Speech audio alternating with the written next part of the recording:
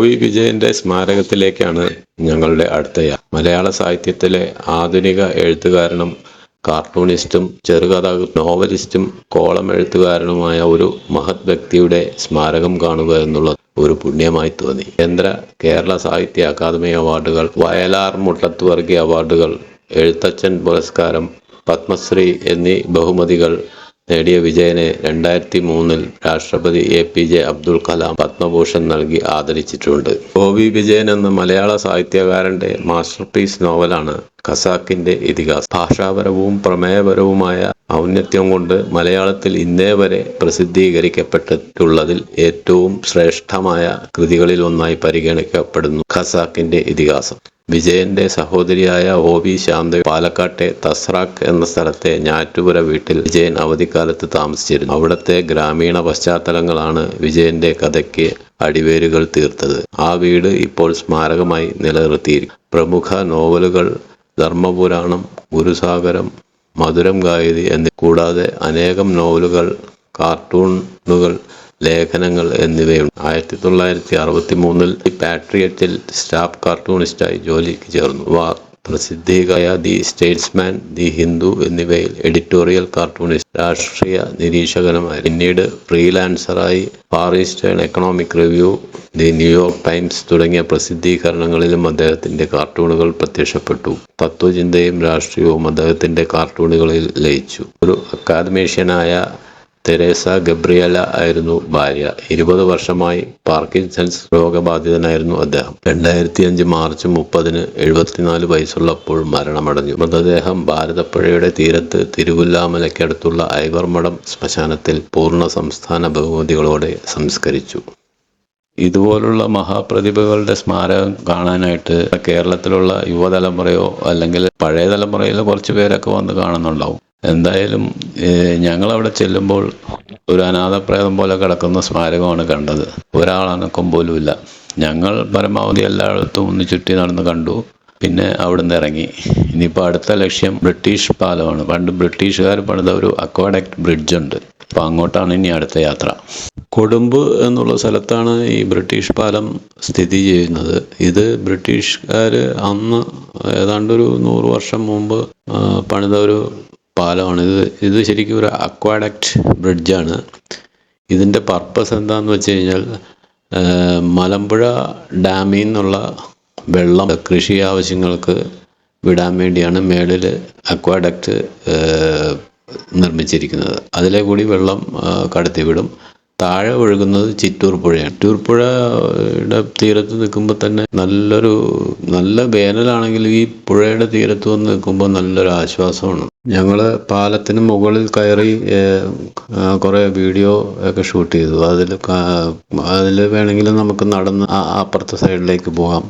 അതിൻ്റെ തൊട്ടിപ്പുറത്ത് കാണുന്നതാണ് ആ അക്വാഡക്റ്റ്. കൃഷി ആവശ്യങ്ങൾക്കുള്ള വെള്ളം അതിലെ കൂടിയാണ് കടത്തി. പിന്നെ ഈ പാലത്തിൻ്റെ താഴെ ഒരു ചെറിയ ഒരു വഴിത്താരയുണ്ട്. അപ്പോൾ അതിൽ കൂടെ നടന്നു പോയി കഴിഞ്ഞാൽ ഈ ചിറ്റൂർ പുഴയുടെ തീരത്ത് നമുക്ക് ചെല്ലാം. അപ്പോൾ അവിടെ ചെന്ന് കഴിഞ്ഞാലും നല്ലൊരു മനോഹരമായ കാഴ്ചയാണ്. ശരിക്കും അവിടെ ആ കാറ്റും ആ പുഴയരികിൽ നിന്ന് കഴിഞ്ഞാൽ ശരിക്കും നമുക്ക് അവിടെ നിന്ന് പോരാൻ തോന്നില്ല. അത്രയ്ക്ക് നല്ലൊരു അന്തരീക്ഷമാണ് അവിടെ താഴത്ത്. അപ്പോൾ ഞങ്ങളതെല്ലാം മതിയാവോളം ആസ്വദിച്ചു. അവിടെ കുറേ നേരം ചിലവഴിച്ചു. കാരണം ഈ യാത്രാക്ഷീണം ഉണ്ടായിരുന്നു ഈ വരുന്ന വഴികൾ. അപ്പോൾ ആ യാത്രാക്ഷീണം തീർക്കാൻ വേണ്ടി ഞങ്ങൾ ഈ പുഴയിറമ്പിൽ കുറേ നേരം വിശ്രമിച്ചിട്ടാണ് പിന്നെ അവിടുന്ന് മുകളിൽ കയറി ഞങ്ങൾ വീണ്ടും പാലത്തിനരികിൽ കുറച്ച് നേരം കൂടിയൊക്കെ ചിലവഴിച്ചു. പിന്നെ ഇനിയിപ്പോൾ ഞങ്ങൾക്ക് അടുത്ത ലക്ഷ്യം എന്ന് പറയുന്നത് കുറച്ച് ദൂരെ ഉള്ളതാണ്. കവ എന്ന് പറയും. അതായത് പാലക്കാട് ടൗണിൽ നിന്ന് ഏതാണ്ട് ഒരു 15 കിലോമീറ്റർ പോകണം. കവ എന്ന് പറയുന്നത് മലമ്പുഴയുടെ കാച്ച്മെൻ്റ് ഏരിയ. അവിടെ കൂടെ പോയിട്ട് ഇന്നത്തെ സഞ്ചാരം അവസാനിപ്പിക്കാം. പിന്നെ നേരെ വീട്ടിലേക്ക് പോകാം എന്നാണ് തീരുമാനം. നമ്മുടെ കേരളത്തിലെ വളരെ അറിയപ്പെടുന്ന ഒരു ടൂറിസ്റ്റ് ഡെസ്റ്റിനേഷനാണ് മലമ്പുഴ ഡാം. അതിന് ബാക്ക് സൈഡിലായിട്ട് ഈ കാച്ച്മെൻ്റ് ഏരിയ കവ എന്ന് പറയുന്ന ആ ഒരു ലൊക്കേഷൻ വളരെ സൈലൻ്റ് ആയിട്ടുള്ള ഒരു പ്രകൃതി ഭംഗി ആസ്വദിക്കാനും പറ്റുന്ന ഒരു ഡെസ്റ്റിനേഷനാണ് കവ. അധികം ആളുകൾ അങ്ങോട്ട് എക്സ്പ്ലോർ ചെയ്യാറില്ല. മലമ്പുഴ ഡാമും ഗാർഡനും കണ്ട് അവർ പോകും. പക്ഷേ അതിന് വളരെ അടുത്ത് തന്നെയാണ് ഈ പബ്ലിക് എല്ലാവർക്കും ഈ പോകാനായിട്ട് അനുവദിക്കുന്ന ഒരു ഏരിയയും കൂടിയാണ് കവ. മലമ്പുഴ ഡാമിൻ്റെ എല്ലാ പ്രകൃതി ഭംഗിയെയും നമുക്ക് ആസ്വദിക്കാൻ സാധിക്കുന്ന ഇതാണ്. ഇതിനെ കുറച്ച് ആനയും മറ്റും ഇതെല്ലാം ചിലപ്പോൾ ആ പ്രദേശത്തെല്ലാം കാണാൻ സാധിക്കും. ഈ മലമ്പുഴ ഡാം കാണാൻ പോകുന്നവർ മറക്കാതെ ഈ ഒരു സ്ഥലവും കൂടി കണ്ടുവരണമെന്നാണ്. ആ സ്ഥലം കണ്ട് ഒരു അനുഭവസ്ഥൻ എന്നുള്ള രീതിയിൽ ഞാൻ ഇത് നിങ്ങളോട് ഓർമ്മിപ്പിക്കുന്നു. അവിടെ ഒരു റിസർവ് ഫോറസ്റ്റ് ഏരിയയാണ് കവ പോകുന്ന വഴി. അപ്പം ഞങ്ങൾ ഇപ്പോൾ ഇവിടുന്ന് യാത്ര തുടങ്ങുമ്പോൾ തന്നെ ഏതാണ്ട് ഒരു 5 മണി 5:30 ആയി. എന്നാലും പോവാമെന്ന് വിചാരിച്ചു. കവയിലെത്തിയപ്പോൾ ഏതാണ്ട് സന്ധ്യയോട് അടുത്തിരുന്നു. മനോഹരമായ പ്രദേശം. അവിടെ ഞങ്ങൾ എത്ര നേരം ചെലവഴിച്ചു എന്നറിയില്ല. അത്രയ്ക്ക് മനോഹരമായിരുന്നു കവയിലെ ആ അനുഭവം.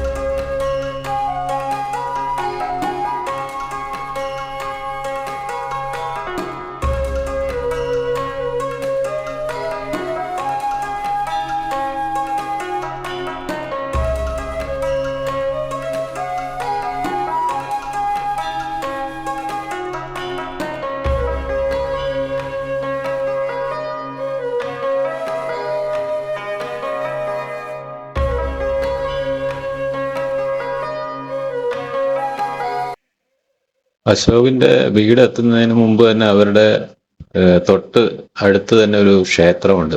ക്ഷേത്രക്കുളത്തിലെത്തി ഒന്ന് കുളിച്ചു. ഫ്രഷായിട്ട് ഞങ്ങൾ നേരെ അവിടെ അടുത്തുള്ള ഒരു ഹോട്ടലിൽ പോയി ഭക്ഷണം കഴിച്ചു. രാത്രി ഭക്ഷണം കഴിച്ചു.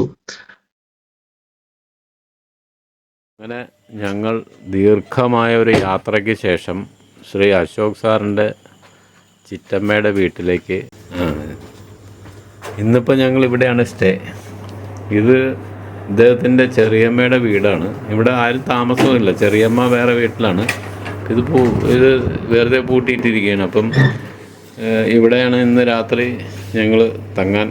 അത്യാവശ്യം പഴയ ഒരു വീടാണ്. വരുണ എന്നാണ് ഈ വീടിൻ്റെ പേര്. ശരിക്കും പറഞ്ഞാൽ പാലക്കാട് ഒരു വീട്ടിൽ ഞങ്ങൾ തങ്ങാൻ വരുന്നത് ഇപ്പം എൻ്റെ അനുഭവത്തിൽ ആദ്യമായിട്ടാണ്. പഴയ ഒരു തറവാട്ട് വീട്ടിൽ. ആ തറവാട്ട് വീടിൻ്റേതായിട്ടുള്ള ആ ഒരു എന്താണ് പറയുക, ആ ഒരു മണം ഇവിടെ വന്ന് കയറുമ്പോഴേ പഴമയുടെ ആ ഒരു മണം ഇപ്പോഴും ഉണ്ട്. വൃത്തിയും എല്ലാം. വീട് നല്ല ക്ലീനായിട്ട് അടിച്ച് വാരി തുടച്ച് ഇട്ടിരിക്കുകയാണ്. വേണ്ട, വണ്ടി നമ്മളെ വീടിൻ്റെ മുമ്പിൽ തന്നെ പാർക്ക് ചെയ്തു. അല്പനേരം ഞങ്ങൾ ഇന്ന് പോയ യാത്രയുടെ അനുഭവങ്ങൾ പങ്കുവച്ച് കുറച്ചു നേരം ഇരുന്നു. പിന്നീട് എല്ലാവരും ഉറങ്ങാനായിട്ട് പിരിഞ്ഞു. ഇനി നാളെ രാവിലെ അടുത്ത സ്ഥലത്തേക്ക്.